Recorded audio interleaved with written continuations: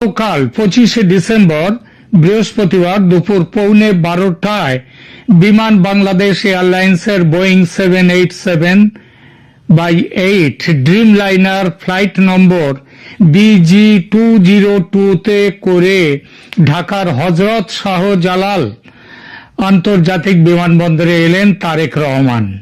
17 বছর পর দেশে তার এই প্রথম আসার পর কি করলেন?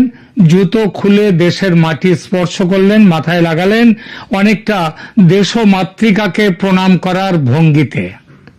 এর মধ্যে দিয়ে কি কোনো ইঙ্গিত দিলেন? আপনারা এইভাবে দেখুন। পরে ফেসবুকে একটি পোস্টে লিখলেন, অবশেষে প্রিয় দেশের মাটিতে। বিমানবন্দর থেকেই ফোনে কথা বললেন সরকারের প্রধান উপদেষ্টা মোহাম্মদ ইউনূসের সঙ্গে সবার আগে।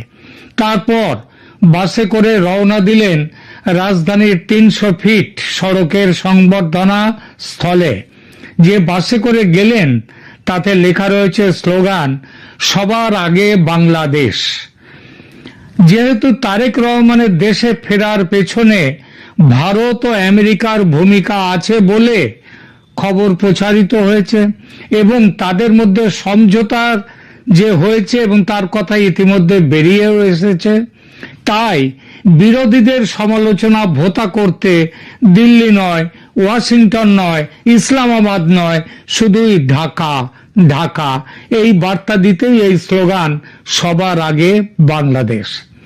কথায় আছে, মর্নিং শোজ দ্য ডে।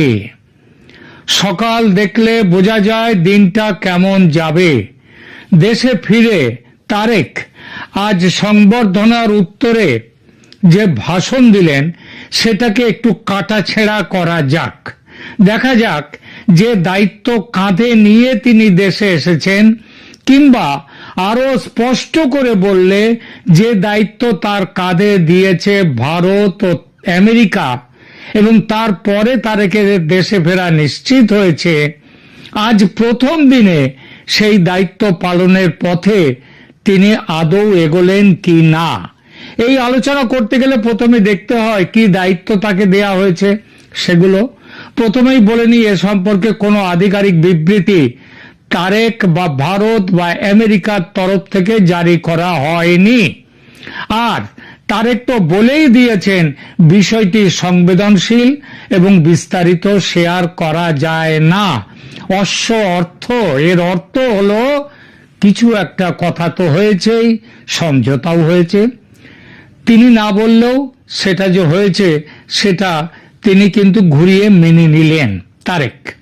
কিন্তু দেশ বিদেশের রাজনৈতিক বিশ্লেষকরা তিনি বলবেন, কেউ কিছু বলবে কি বলবে না তার জন্য চুপচাপ বসে থাকেননি। তারা বাংলাদেশের প্রেক্ষিত বিচার করে সমঝোতার অন্তত দুটি কেন্দ্রীয় বিষয় স্পষ্ট করেছেন। বিষয় দুটি এরকম: 1 নম্বর, দেশকে ইসলামী উগ্রপন্থা থেকে মুক্ত করা।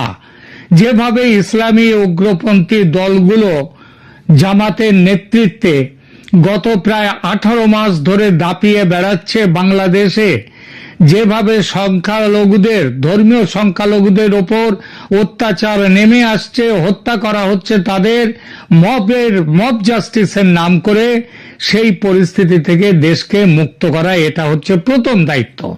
এবং দ্বিতীয় দায়িত্ব, দেশে আইনের শাসন ও গণতান্ত্রিক ব্যবস্থা ফিরিয়ে আনা, অপরাধ ট্রাইব্যুনাল ও তার রায়কে অবৈধ ঘোষণা করা ও এই রায় বাতিল করে গণতন্ত্রের স্বার্থে শেখ হাসিনা ও আওয়ামী লীগকে দেশের গণতান্ত্রিক ব্যবস্থায় পুনরায় যুক্ত করা। এর সঙ্গে কিছু অন্যান্য বিষয় আছে, যথা ভারতের সঙ্গে সুসম্পর্ক বজায় রাখা, ব্যবসা বাণিজ্য, গঙ্গা তিস্তা পানি চুক্তি, এসব বিষয় আছে। চীন ও পাকিস্তানের সঙ্গে সম্পর্ক কেমন রাখা হবে সেসব বিষয়। এবার দেখা যাক দেশে ফিরে তারেক রহমান যে বার্তা দিয়েছেন আজ, সেটা কতটা তার দায়িত্বের সঙ্গে মানিয়েছে বা সামঞ্জস্য রেখেছে। দেখুন, দীর্ঘ 17 বছরের নির্বাসিত জীবনের অবসান ঘটিয়ে বিএনপির ভারপ্রাপ্ত চেয়ারম্যান তারেক রহমান আজ ঢাকার গতকাল 25শে ডিসেম্বর ঢাকার পূর্বাঞ্চলে দেশবাসীর উদ্দেশ্যে যে বক্তব্য দিয়েছেন সেটা 3টি মূল স্তম্ভের উপর ভিত্তি করে দাঁড়িয়েছে। 1, গণতন্ত্র স্থাপন। 2, নিরাপদ বাংলাদেশ গঠন, মানে যেখানে ভেতরে তাদের মধ্যে ভালো সবার মধ্যে সম্পর্ক থাকবে, এবং জাতীয় ঐক্য। রহমান তার বক্তব্যে মার্টিন লুথার কিং জুনিয়রের আই হ্যাভ আ ড্রিম ভাষণকে অনুপ্রেরণা হিসেবে উদ্ধৃত করে তিনি বলেছেন আই হ্যাভ আ ড্রিম, তার মতো তিনি বলেছেন আই হ্যাভ আ প্ল্যান। তবে তিনি সেই প্ল্যান বা পরিকল্পনার বিস্তারিতভাবে উন্মোচন করেননি, বরং তার বক্তব্যের সারাংশ ছিল দেশ পুনর্নির্মাণের জন্য সর্বশ্রেণীর মানুষের সম্মিলিত প্রচেষ্টার আহ্বান। তারেক রহমান তার বার্তায়, আগেই বলেছি, যে 3টি প্রধান যে থিম সেটাকে এভাবে তুলে ধরেছেন। 1, নিরাপদ বাংলাদেশ নির্মাণ। তিনি বারবার এই বিষয়টিতে জোর দিয়েছেন যে নারী, পুরুষ, শিশু, সকল বয়স, শ্রেণী, পেশা এবং ধর্মের মানুষ নিরাপদে থাকতে পারবে এমন একটি দেশ গড়ে তোলা প্রয়োজন। অর্থাৎ ইসলামী দেশ নয়, তার থেকে দূরে সরে থাকার কথা তিনি বললেন। 2, তার কথার মধ্যে অন্তর্ভুক্তিমূলক জাতীয় দৃষ্টিভঙ্গি। বিশেষভাবে তিনি বাংলাদেশের বৈচিত্র্য স্বীকার করেছেন। পাহাড় এবং সমতলের মানুষ, মুসলমান, হিন্দু, বৌদ্ধ, খ্রিস্টান সকলের সমান অধিকার এবং নিরাপত্তার কথা তিনি বলেছেন। 3 নম্বর তার আজকের যে থিম, গণতন্ত্র, গতকাল যে ভাষণের যে থিম, গণতান্ত্রিক অধিকার পুনরুদ্ধার। তিনি 2024 সালের জুলাই আন্দোলন এবং শহীদদের কথা বলেননি, তাদের কথা স্মরণ করে বলেছেন যে আজ বাংলাদেশের মানুষ তাদের কথা বলার এবং গণতান্ত্রিক অধিকারের দাবি তুলছে। এই সম্বর্ধনা বক্তব্যে তারেক রহমান আওয়ামী লীগ বা জামাতে ইসলামের নাম সরাসরি উল্লেখ করেননি বা তাদের বিরুদ্ধে সরাসরি আক্রমণ দাগেননি, যদিও তার আগের বক্তব্য এবং বিএনপির অবস্থান সেটা যেটা বলে সেই বিষয়গুলি সম্পর্কে তার দৃষ্টিভঙ্গি কি সেটা বোঝায়, কিন্তু তারপরে তিনি অনেকটা পথ হেঁটে এসেছেন, এটা মাথায় রাখতে হবে। ইসলামী উগ্রপন্থার বিরুদ্ধে তার অবস্থানটা কি? নভেম্বরে বিএনপির দেশ করার পরিকল্পনা কর্মসূচিতে তারেক রহমান কি বলেছিলেন একটু দেখা যাক। সেখানে জামায়াতে ইসলামীর বিরুদ্ধে কঠোর মন্তব্য করেছিলেন। তিনি বলেছিলেন, যারা এখন মানুষের সমর্থন চাইছে, এই দেশের মানুষ তাদের 1971 সালে দেখেছে। খেয়াল করবেন কথাগুলো। তারা শুধু লক্ষ লক্ষ মানুষ হত্যা করেনি, তাদের সহযোগীরা অসংখ্য মা বোনেদের সম্ভ্রম লুণ্ঠন করেছে। আমরা এটি কখনো ভুলতে পারি না। কবে বলেছেন এই কথাগুলো? এই নভেম্বরের একদম শেষে, গত নভেম্বরের। এই অবস্থান যে তার জামাতে ইসলামী এবং উগ্রপন্থা, নাম না করেও উগ্রপন্থা, ইসলামী উগ্রপন্থার বিরুদ্ধে এই অবস্থান তার আজকের বক্তব্যের সাথে পুরোপুরি সামঞ্জস্যপূর্ণ, যেখানে তিনি সর্বধর্মের মিলন, শান্তি ও শৃঙ্খলা বজায় রাখার উপর বিশেষ জোর দিয়েছেন এবং বিভিন্ন আধিপত্যবাদী শক্তির গুপ্তচরদের ষড়যন্ত্রের বিরুদ্ধেও সতর্কতা জানিয়েছেন। আওয়ামী লীগের বিষয়ে তিনি কি বলেছেন? তিনি সরাসরি নাম না নিয়েও আওয়ামী লীগের 15 বছরের শাসনকালে শত শত হাজারো গুম খুন তার কথা উল্লেখ করেছেন এবং 2024 সালের জুলাই আন্দোলনের শহীদদের প্রতি শ্রদ্ধা প্রদর্শন করেছেন। এটা একটা ট্যাকটিক্যাল মুভ। এই বার্তার কৌশলগত তাৎপর্য তাহলে কি? তারেক রহমানের আজকের বক্তব্য তিনটি গুরুত্বপূর্ণ রাজনৈতিক সংকেত দেয়। এক, বিএনপির পুনর্নির্ধারণ। বাংলাদেশ জাতীয়তাবাদী দল ঐতিহাসিকভাবে নরম একটি ধর্মীয় দল হিসেবে পরিচিত।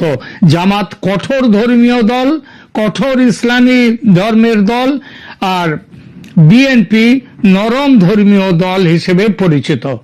সংকীর্ণ রাজনীতির দল হিসেবেও এর পরিচয়।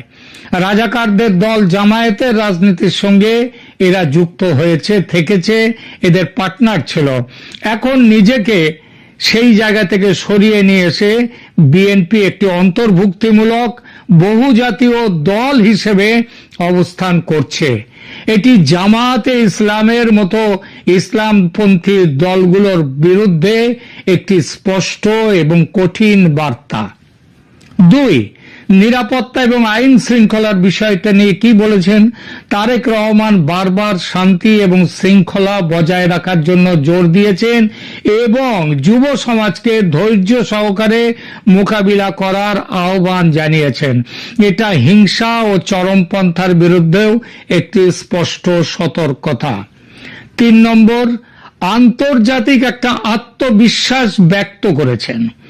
তার অন্তর্ভুক্তিমূলক বার্তা এবং গণতান্ত্রিক মূল্যবোধের ওপর যে জোর দেয়া হয়েছে ভাষণে, সেটা আন্তর্জাতিক সম্প্রদায়, বিশেষত ভারত যাতে বিএনপিকে একটি নির্ভরযোগ্য অংশীদার হিসেবে দেখতে পারে ভবিষ্যতে, সেই ব্যাপারটা সাহায্য করছে।